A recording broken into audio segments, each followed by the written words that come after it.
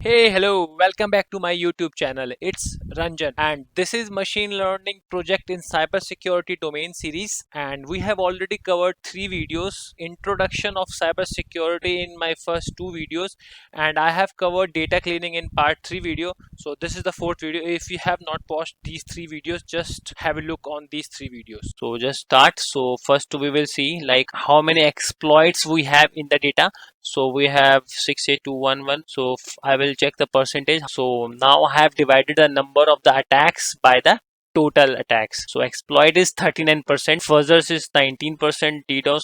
So if you will see these five lying in some range and these are in some range. So basically, if you will see, data is imbalanced. We don't have the equal number of the attacks. So exploits is maximum, it's around 40%. So if we have to apply some machine learning techniques, we have to make this data as balanced. So in this video I am just covering EDA part, so we don't need to balance this data set, we will use as it is. So now I will create some graph which will show number of attacks. So here are the number of attacks. If you will see, this is the graph I have created. I'm using simple function, that is SNS, and I'm creating a bar plot. So these all the attacks I will create pie plot. So I will see first six, so it will show me top six. So it is showing me that these are the exploits which are covering most of the thing, and fuzzers and backdoor. So I have just checked how many attacks we have. So now I will analyze with the time, date and time. So in my data set, this was the start time. So I have to split the start time into date and time so that we can understand. So I will use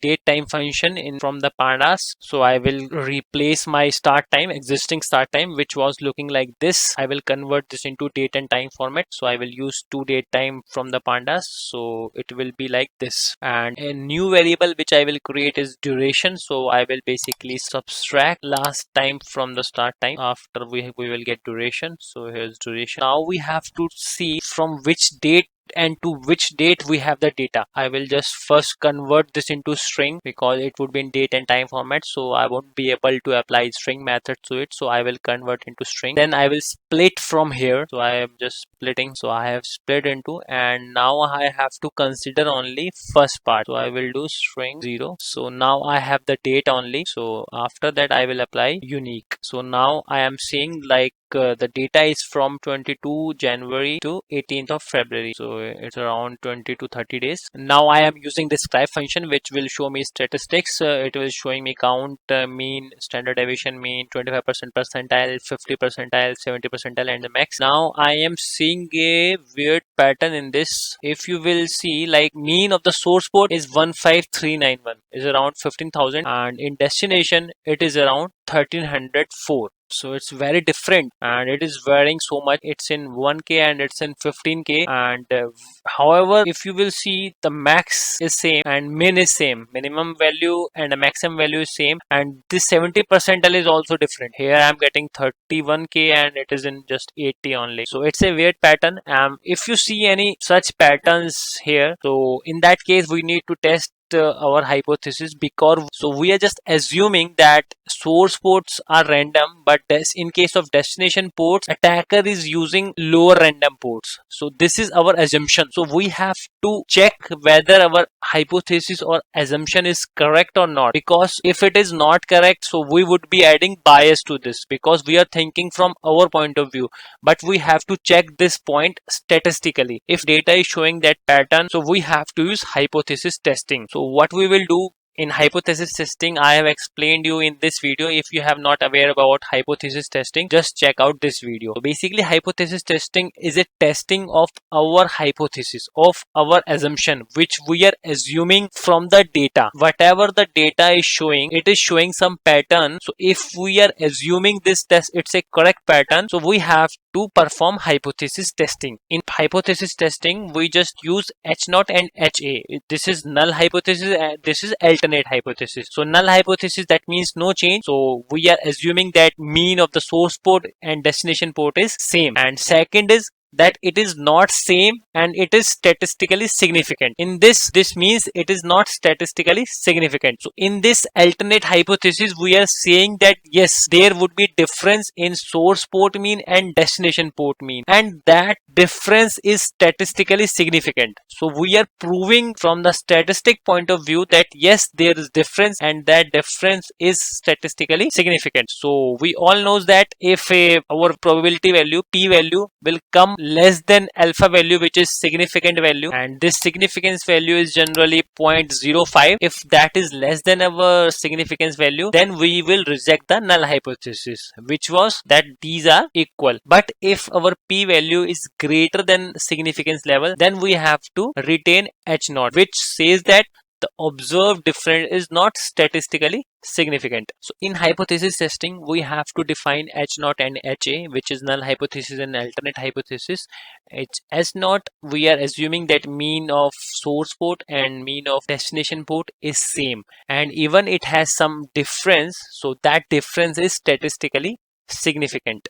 And this alternate hypothesis, the mean of source port and destination port is not equal. If that is not equal, if we have p value which is less than significance level, and significance level is here we have alpha, and alpha is generally considered as 0.05, and if our p value comes below than alpha value, so we will reject the null hypothesis and we will accept the alternate hypothesis, which is saying the mean are not equal and that difference is statistically significant. So now I will perform t-test. So this t-test exists in this library. It's a stats.t-test, and here I will use my two columns, which are source port and destination port.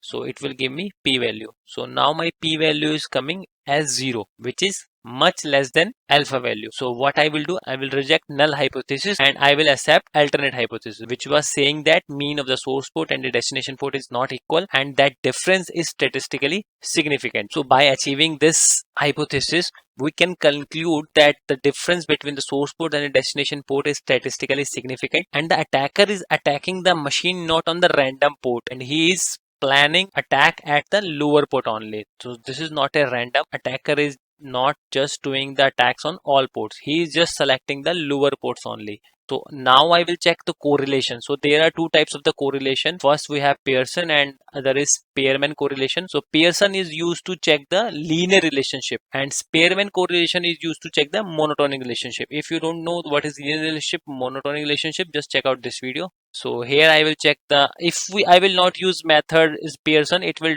by default use the Pearson method. So here in this I will use Pearson. These are the correlation, and if you will see that correlation between the source port and the destination port is coming 0.137, it is showing very low, but it could be the reason that the correlation is not linear. In that case it also shows a lowest correlation coefficient, but once I will check the Spearman, it will show me the different value. So it's a very important thing that you don't need to depend on the Pearson correlation coefficient only, you need to check the Spearman also, because there could be a possibility that there is no linear relationship between those variables, but there could be a monotonic relationship, there could be a non-linear relationship between those variables. And here I will convert categorical to numerical, because my attack category is a categorical variable, so I will convert into a numerical variable. So I will use get dummies function of the pandas. Now I will create a heat matrix using Pearson coefficient, so it will show me like this. These are my attack categories, because I have used get dummies, so it will create a separate variable for each tag. And if you will see, lot of values are having a no correlation. So this is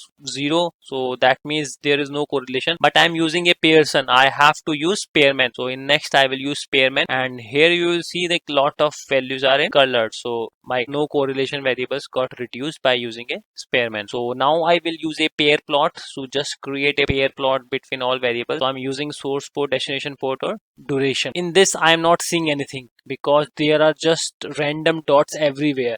So to just check out this, I have to zoom this pair plot. So I will create a different scatter plot, but I am seeing some pattern here. If you will see, the lot of lower destination ports are having a higher duration of attack. On y-axis we have the duration of attack. We are seeing some pattern in which we have a lower destination ports are showing higher duration, and on the higher ports attack is having a less duration. So we will dig into this in further graphs. So now I will check how many victim IPs we have.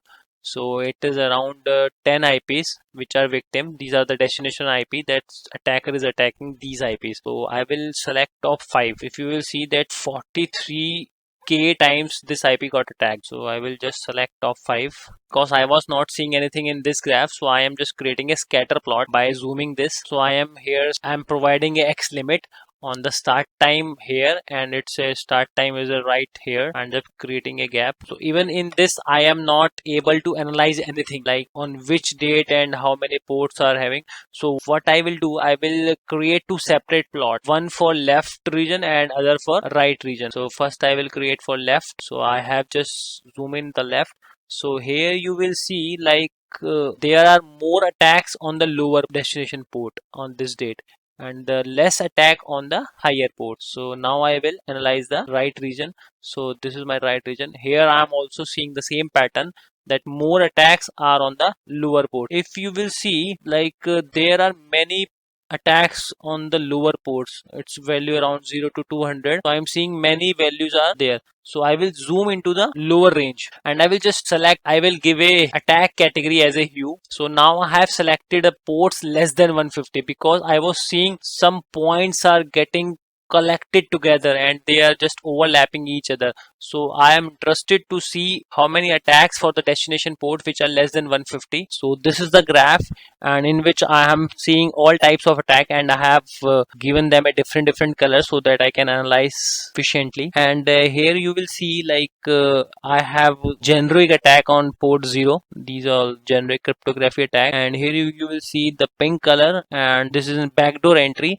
and here it is, this attack is on 25 port SMTP. Here you will see that between 20 to 40 this would be 21 and this would be 25, and here this attack is in 53, and you will see like on 80 port there are so many attacks of all colors, of all types of attacks are performing on 80 port, and on this 110, between 110 and 120, so there are many attacks on port 110. So in this video we have covered approximately 50% part of the EDA. In my next video we will complete rest half of the EDA, and in that video we will be plotting the graph between duration of the attack versus destination ports, and we will be doing some hypothesis as well.